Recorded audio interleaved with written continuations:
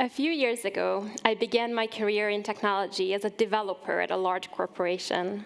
And until the day I left, I was called the girl on the 7th floor, simply because there were no others. I feel strongly that no woman should be an oddity and no woman should be nameless in technology. My name is Dora, and I'm the co-founder and CEO of imagi. A decreasing percentage of women are joining the tech industry today. We make up 17% of the tech workforce in the EU, which is 5% less than a decade ago. The industry is missing out on half of the talent pool, but also it's missing out on diverse perspectives, which in extreme cases can lead to, for example, the Apple Card, which had the effect of limiting women's access to capital. So I decided to change the face of technology for generations to come. And I saw an opportunity to do that by targeting younger ages, because until around the age of 12, girls have an equal interest in technology. And after that, a chasm opens up.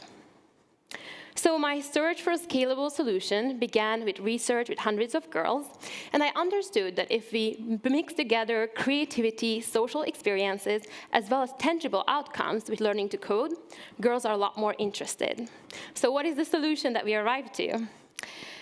In our app, which works both on the desktop and the mobile, kids can write code in Python, so that's a real programming language, in order to create different designs and pixel art.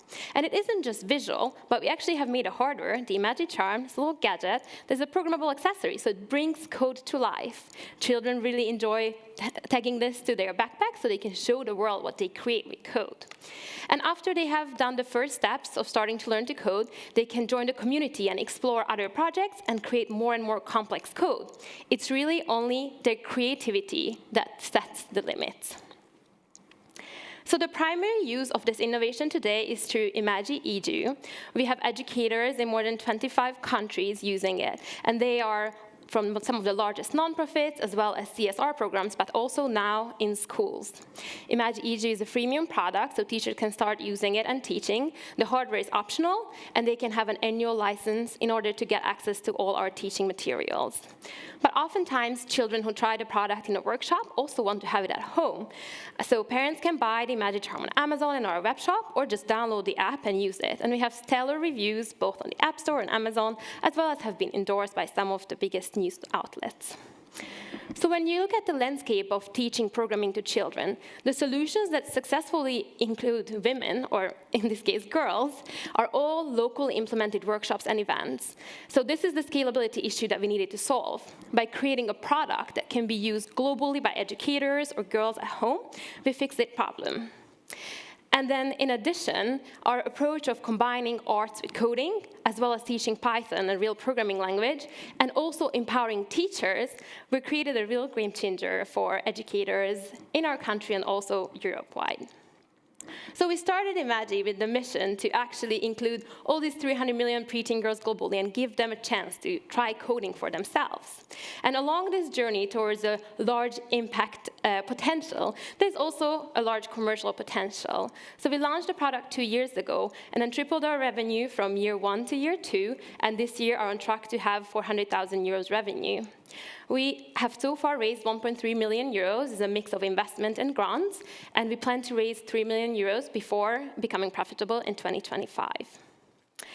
So we started out with an impact promise, and we don't take this promise lightly, even though we are proud of the commercial traction we've achieved so far. So we track the number of beneficiaries we reach, 30,000 so far, 80% of whom are girls and non-binary. And we also don't just have a global potential, we have already transcended borders. So our consumer app is used in 87 countries, and educators use the product in 27 countries. But now we started to look at the depth of the product. So even already less than 1 hour of use at home, more than 10% of users report an increased interest in technology, and 4 out of 5 children actually describe learning to code in the classroom as fun when they use the imagi products.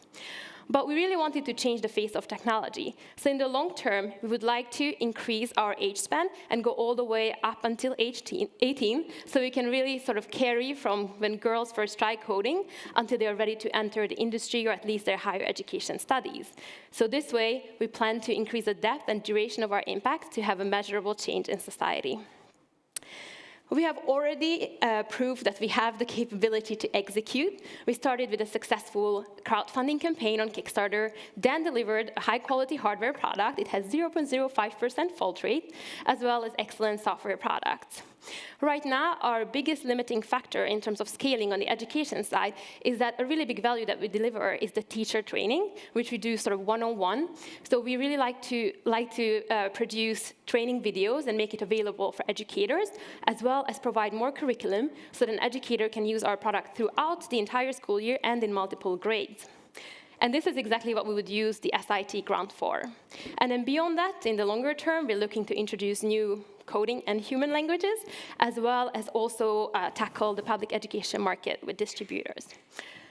So behind this, of course, there's a dedicated team. I myself come from a neuroscience and computer science background and worked as a developer, designer, and have been the CEO, so focusing more on the business side. My co-founder, Beatrice, she's the maker. She makes the hardware. This is the software team. And we have studied engineering and science together at some of the best universities and also worked at large tech companies, so really have a passion and desire to make this change happen.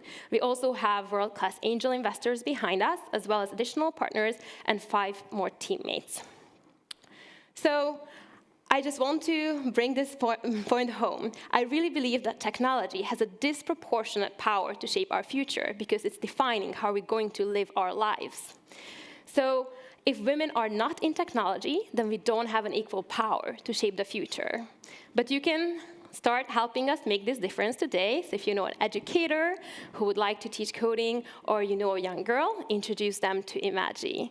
Because if we are serious about a gender-equal future, we must fix the gender gap in technology. Thank you.